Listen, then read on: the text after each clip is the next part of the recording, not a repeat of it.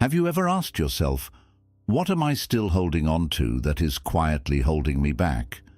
Maybe it's an old regret. Maybe it's a future expectation. Maybe it's the need to control how life unfolds. We grip so tightly, don't we? We grip our plans, our identities, our relationships, even our pain. We believe that if we hold on hard enough, we can make life bend to our will. That if we just push harder, strive longer, cling tighter, we'll finally feel safe. And yet, the more we cling, the more restless we become. The more we try to control, the more life slips through our fingers. Buddhism calls this tanha, craving, grasping, the thirst for permanence in a world where nothing stays the same. The Buddha taught that this grasping is the root of suffering, because no matter how tightly we hold on, everything changes. A relationship may end, a career may shift, the body may weaken, a loved one may pass away. It doesn't matter how fiercely we resist. The nature of life is a nikka, impermanence, and when we fight impermanence, we don't just suffer, we exhaust ourselves. But here's the paradox. The strength we spend in holding on is the very strength that could set us free if we learned how to let go. Letting go is often misunderstood. It's seen as weakness, defeat, or passivity. Our culture teaches us to fight, to strive, to hold on at all costs. But the Buddha revealed a deeper truth. Letting go is not giving up, it is opening up. To let go is to release the illusion of control.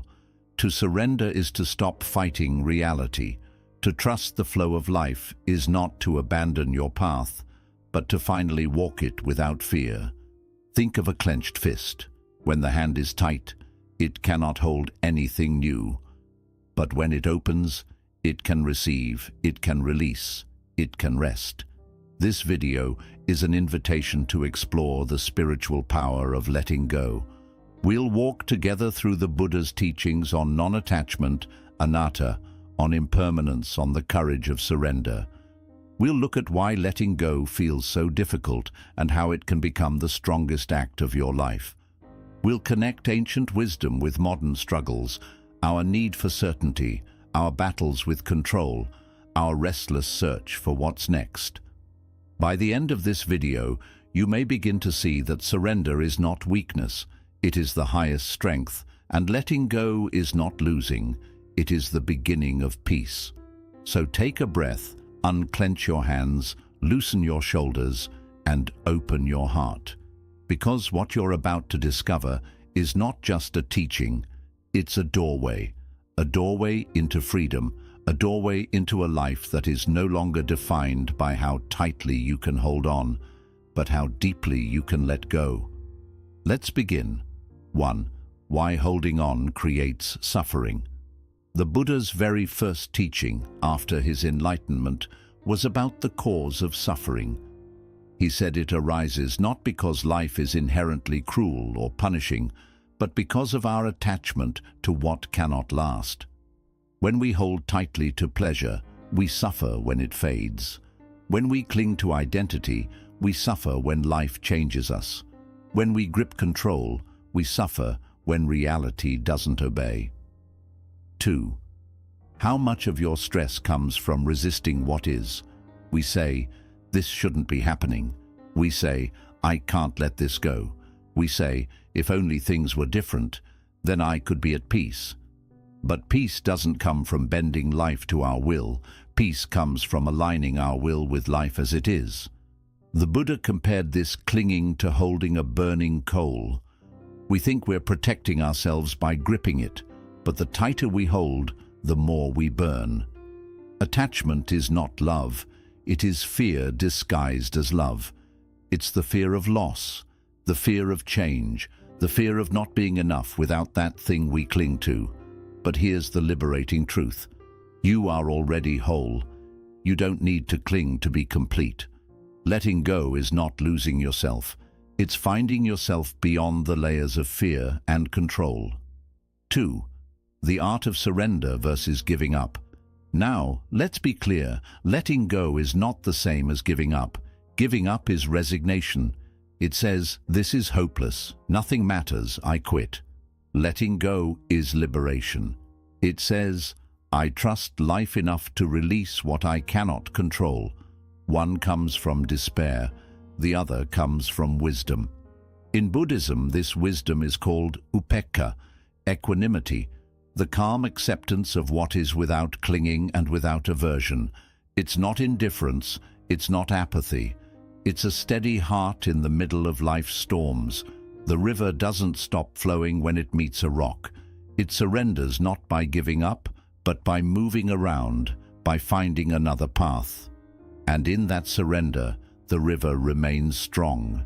So when we let go, we are not abandoning our lives, we are learning to move with them.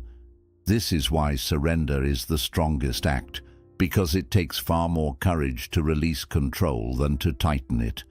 It takes deeper trust to float than to cling. Think of the lotus flower, a symbol so sacred in Buddhism. It doesn't force its bloom. It surrenders to the mud, the water, the sunlight. And in that surrender, it unfolds in its own perfect timing. So too with us. When we surrender, we don't shrink, we blossom. 3. Every day, letting go. Now you may be asking, how do I actually let go? Letting go isn't something we do once, it's a daily practice. 1,000 small releases that add up to freedom. Here are some simple ways. Letting go of outcomes. Do your best in your work, your relationships, your goals, but release the grip on how it must turn out. When you cling to outcomes, you miss the present moment. When you trust the process, you find peace in the now, letting go of stories. Our minds replay the past and project the future. We hold on to grudges, regrets, and what-ifs. But ask yourself, is this story serving me, or is it keeping me stuck? Sometimes peace begins the moment we stop telling ourselves the same old story. Letting go of control. Control is an illusion. You can influence life, but you can't command it. Try noticing where you grip the hardest and practice softening. Maybe it's in a relationship, maybe it's in your work, maybe it's in your self-image. Wherever it is, breathe into the tension and allow it to loosen, letting go of comparison. The Buddha taught that envy and comparison are poisons. When we measure our lives against others, we suffer twice.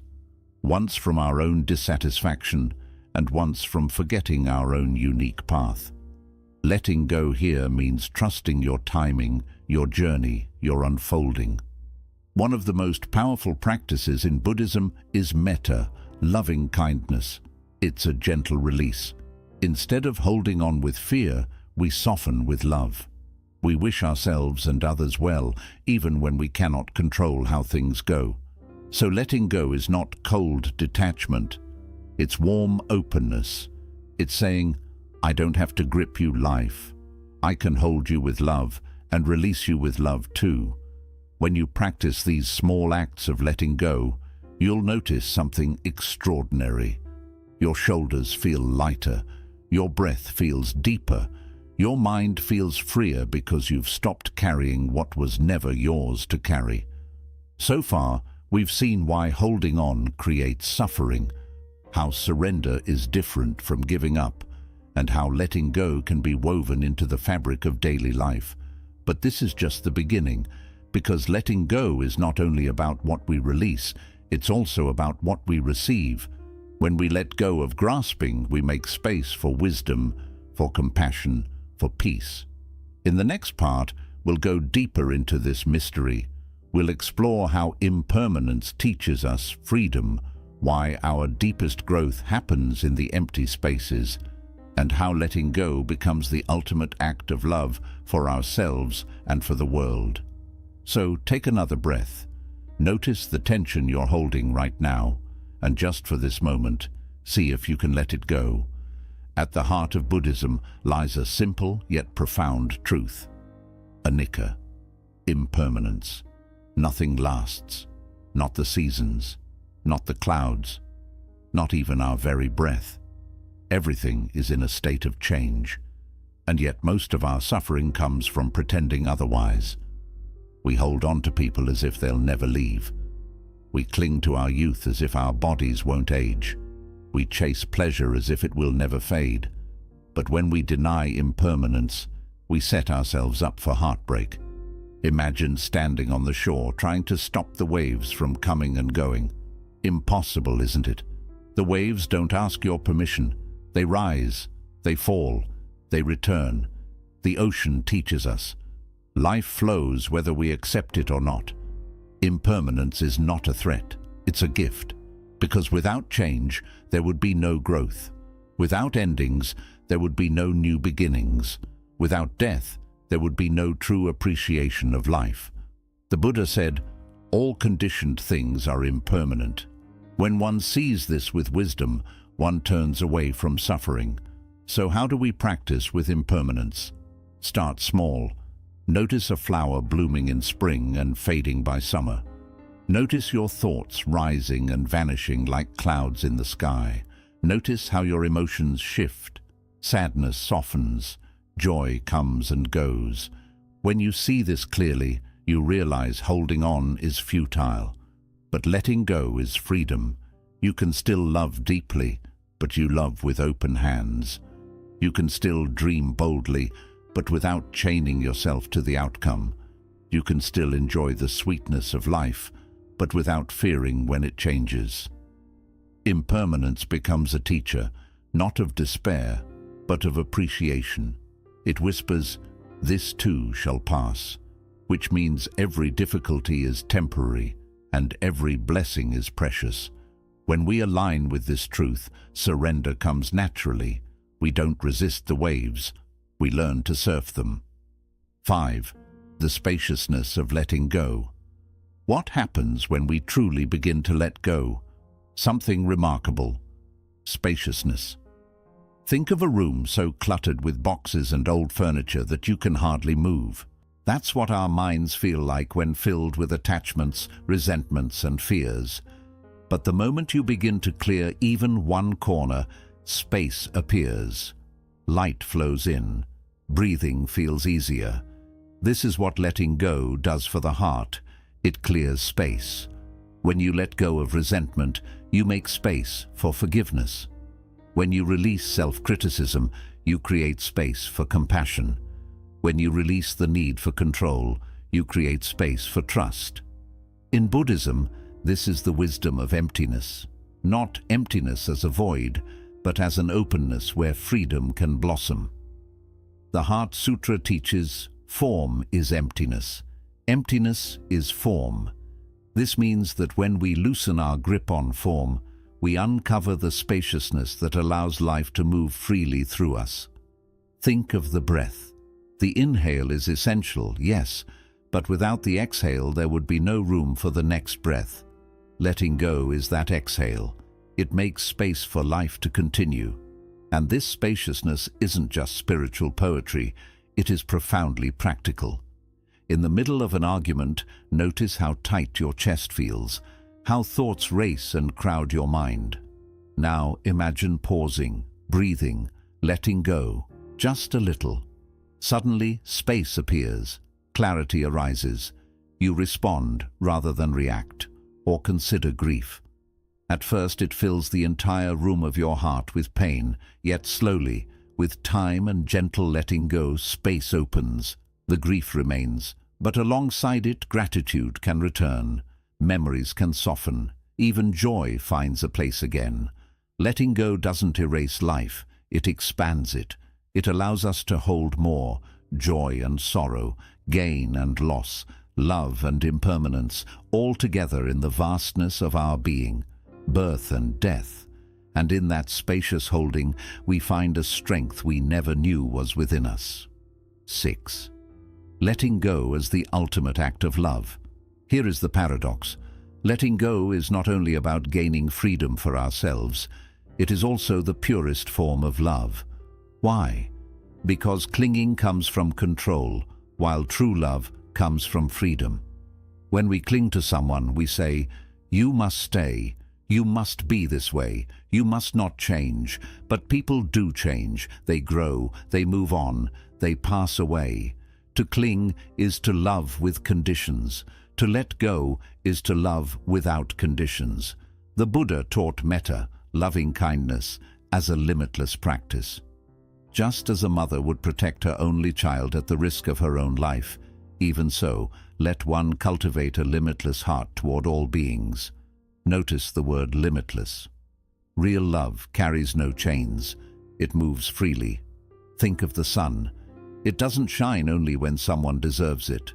It shines because shining is its nature. In the same way, love, when freed from clinging, becomes like sunlight, bright, unconditional, steady. So, letting go is not leaving people behind. It is loving them enough to let them be who they truly are, not who we wish them to be. It also means loving ourselves enough not to remain stuck in old hurts, regrets, or false images of who we think we are. This is why surrender holds such great power. It doesn't make love smaller. It makes it grow. It allows love to move beyond the little self and become universal. When you practice this kind of letting go, you'll feel your compassion deepen, your relationships soften, and your heart grow stronger. You'll see that letting go is not the loss of love. It is the doorway into its fullest form. 7. Living the path of surrender. So how do we live surrender, not just as a thought, but as a way of life? It starts with practice. Meditation. Sit in stillness. Notice your breath. Watch thoughts appear and pass without clinging. Every exhale is a small lesson in letting go. Mindfulness in daily life. When frustration comes, whether in traffic, delays, or arguments, notice your resistance. Then, with one mindful breath, loosen your hold. Gratitude. Each night, reflect on impermanence. What moments, no matter how small, blessed you today? By seeing them, you honor their fleeting beauty. Compassion. Practice letting go not only for yourself, but for the sake of others. Release harsh judgments. Release the urge to always be right. Choose kindness instead of control. Surrender is not a single act. It is a rhythm. Like the tide, it rises, it falls, and it returns again. Some days it will come easily. Other days it may feel impossible. But every time you return to it, your heart grows stronger, and slowly, life begins to change. The storms may still come, but they no longer sink you. The losses may still hurt, but they no longer break you. The changes may still arrive, but they no longer scare you, because you have found the strength in letting go. And here we are. We began with the question, what if the greatest act is not holding on, but letting go? And together, we've seen why. We've seen how clinging brings suffering and how surrender brings peace. We've seen impermanence as a teacher, spaciousness as a gift, and letting go as the highest act of love. This is the paradox of the spiritual path. In doing so, we shape a calm and peaceful mind that leads us toward happiness. The path of self-discipline is a lifelong journey. The Buddha encouraged us, saying, "Each morning we are born again. What we do today is what matters most." Every day brings a new chance to practice sila, to live with moral integrity, and to act with kindness and awareness. Through this practice, we not only create our own happiness, but also add to the happiness of others. These 9 teachings give us a meaningful roadmap to true happiness, guiding us toward peace, contentment, and a deeper sense of fulfillment. By releasing attachment to desires, living fully in the present, speaking kindly, and embracing gratitude, we begin to uncover the joy that has always been within us. Practicing simplicity and compassion allows us to connect with others and with ourselves in a deeper way, while walking the middle path brings balance and harmony into our lives. Through daily meditation and self-discipline, we quiet the mind, strengthen the heart, and create room for lasting peace. By living these teachings, we move closer to the happiness that is our true nature, and we begin to live with clarity, wisdom, and love. May these practices bring you true and lasting joy. If you found this video meaningful, please subscribe for more insights on Buddhist wisdom and living a calm, fulfilling life. Wishing you peace and joy on your journey ahead. The less we hold on, the more life opens. The less we control, the freer we become. The less we cling, the more deeply we love. So I leave you with this thought. What is one thing, just one, that you can release today? A worry, a regret, a judgment, a need to control. Exhale it, let it go, and feel the space that opens within you. If this message touched your heart, subscribe, share it with someone who may need it, and keep walking this path of surrender with us. Until next time, may you find peace in every breath and strength in every release.